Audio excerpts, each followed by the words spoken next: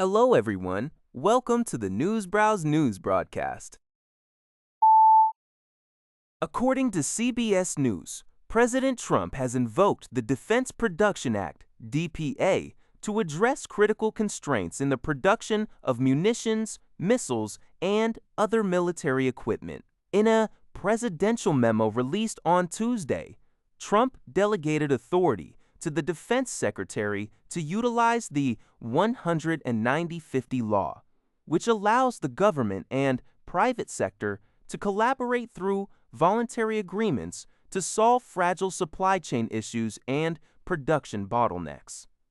The decision comes as the ongoing war against Iran intensifies concerns over the United States military stockpiles and domestic manufacturing capacity.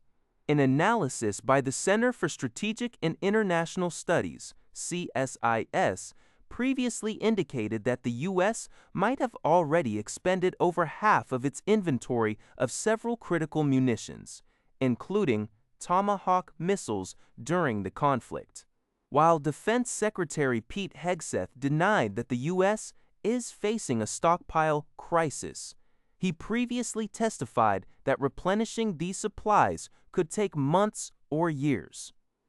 The administration is currently seeking additional funding to raise the Defense Department's budget to a record $1.5 trillion through the budget reconciliation process.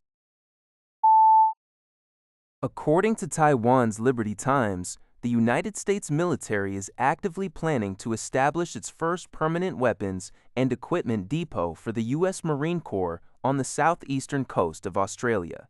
This move is aimed at countering China's rapid military expansion in the South Pacific by leveraging Australia's key strategic location. The U.S. Navy has allocated $30 million to construct storage and office facilities in Victoria. While initial supplies will be temporarily stored in Melbourne, they will eventually be relocated to a dedicated depot within the Bandiana Defense Base, with full operational capacity expected by 2028. The stockpiles will include crew-served weapons and other high-readiness equipment. Security analysts, including those from the Lowy Institute, point out that Northern Australia is increasingly vulnerable to Chinese ballistic missiles launched from the South China Sea. Consequently, placing the depot in the far southeast is a tactical decision to keep these critical resources out of range of most Chinese missiles. Experts view this expansion as a significant shift in Australian policy, binding the nation's defense goals much more tightly to U.S. regional strategy.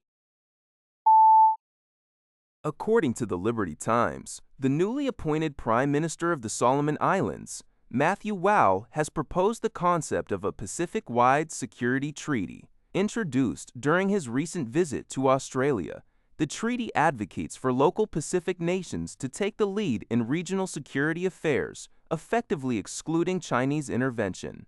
Huang, who currently serves as the rotating chair of the Pacific Islands Forum, PIF, discussed the initiative with Australian Prime Minister Anthony Albanese and is evaluating whether to present it to the PIF before his term ends in September. Since taking office in May, Huang's foreign policy has pivoted toward Australia, including a commitment to review his country's controversial security pact with China.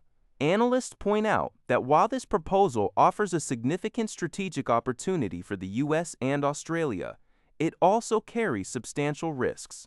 Achieving consensus among Pacific nations with diverse security stances will be difficult, and the treaty faces unresolved legal and political questions regarding its binding nature and how it would address internal crises in non-sovereign territories. According to Epoch Times, Spain's left-wing minority government is facing an unprecedented surge in applications for its massive undocumented migrant legalization program. As of mid-June 2026, around 900,000 undocumented migrants have applied for legal status, nearly double the government's initial estimate of 500,000. With the deadline set for June 30, refugee organizations predict total applications could surpass 1 million. The program, introduced by Prime Minister Pedro Sanchez aims to integrate long-term undocumented residents into the formal labor market to alleviate severe labor shortages in sectors like agriculture, tourism, and elderly care, as well as counter population aging. Eligible applicants without criminal records can receive up to a one-year residency and work permit. However, the initiative has sparked significant backlash. Domestic conservative and right-wing parties have heavily criticized the move, with some calling it a scandal. Meanwhile, the European Union has expressed strong reservations, expressing concern that the move conflicts with the EU's broader trend of tightening asylum policies and border controls. According to a report by the Canadian press, Nvidia CEO Jensen Huang emphasized in a recent interview that society has no choice but to adapt and establish new social norms in the era of artificial intelligence. Addressing concerns over potential job losses and broader existential threats, Huang compared the necessary transition to how society adjusted to the invention of automobiles, which ultimately led to the creation of crosswalks and safety rules. He advocated for widespread active engagement with AI, suggesting it helps bridge the technological divide. Huang expressed skepticism regarding proposals for government ownership of AI firms, arguing that private companies already broadly benefit the public through stock investments, job creation, and tax revenues. Additionally, he discussed national security issues, urging the government to provide clear and specific guidelines on export controls to avoid unintended economic consequences.